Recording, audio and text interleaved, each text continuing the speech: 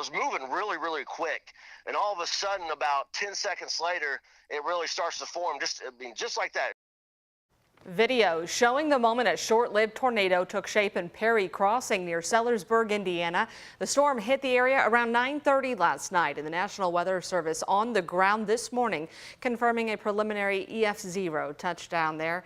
The Clark County community spared from any significant damage. Unfortunately, no injuries were reported. We met up with John Gordon from the National Weather Service today while he was talking with neighbors about what they saw last night, some describing two funnel clouds that formed very close to one another.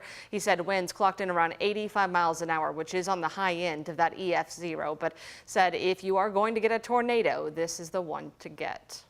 Very typical of what I call a rope tornado, very thin, and two witnesses told me there was two small dangling funnels, not that wide, but where they hit, you get the typical gutter, shingle, roofing damage, trees, Bradford pears.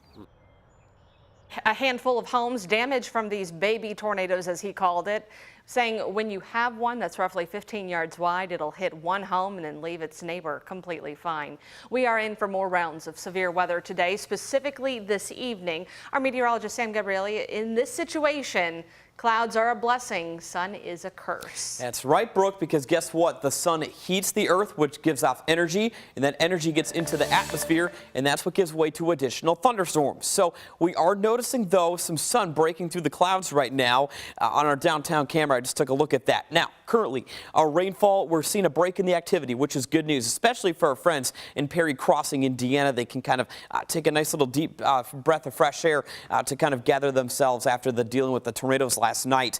Down to the south, it's the only rain we're picking up right now. I do want to just take in a quick tour off to the west. I'm stepping off screen to drive the radar here. Take a look at these storms that are vigorously developing off towards Carbondale, Illinois, by Cape Girardeau, and then again just to the west of there in Missouri. That activity is what we're watching pretty closely. These storms are going to make their way off to the east and give way to chances for severe weather in our area as we get into later on this afternoon and evening. So we're looking at the potential for a lot of sunshine and quiet conditions midday, but things will be changing a lot more later on tonight. The Storm Prediction Center has us highlighted in levels 2 and 3 out of a scale of 5 with that severe weather risk. We're going to be tracking the possibility of tornadoes, some very heavy rainfall, times of hail, and strong wind gusts with this system. Now keep in mind on Futurecasts, the timing of it looking to be basically after 2 p.m.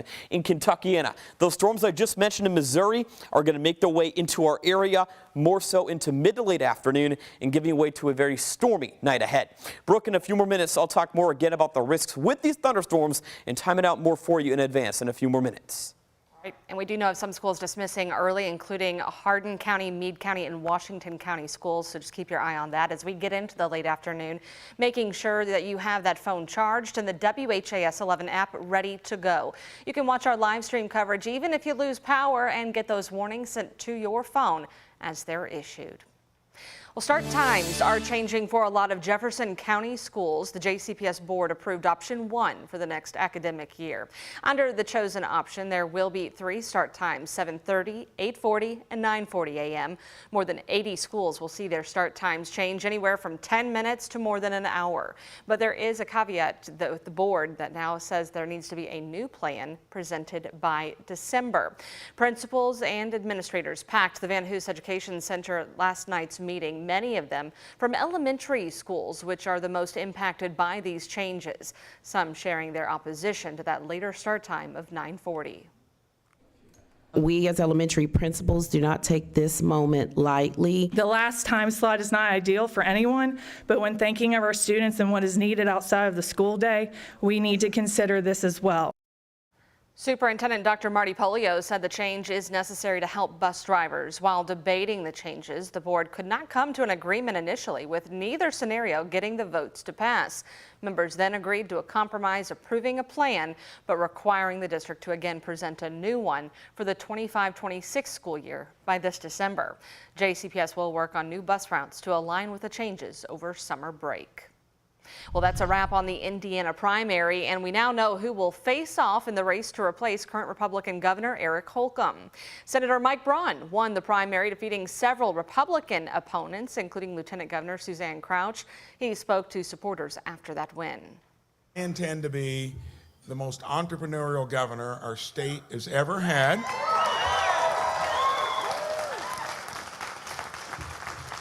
I can guarantee you I'm going to be the most accessible governor the state has ever had.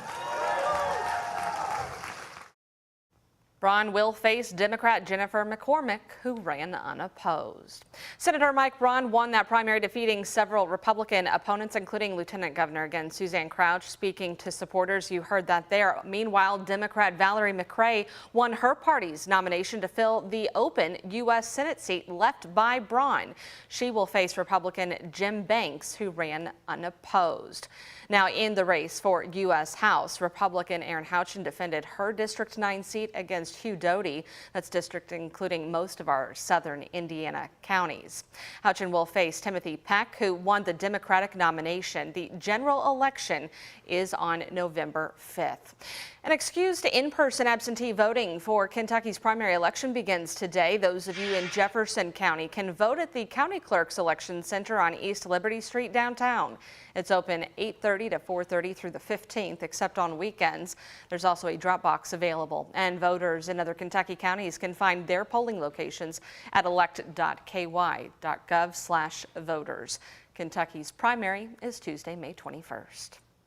The trial of the man charged in the Delphi, Indiana murders will not happen until this fall. Richard Allen is charged with the 2017 murders of Abby Williams and Libby German. His trial was supposed to start next week, but during a critical hearing yesterday, his defense team said it would not be practical to start the trial in May, saying it wants 15 days to present the case, and said it would waive Allen's right to a speedy trial if not granted by the judge. The trial is now scheduled to run from October 14th through November 15th.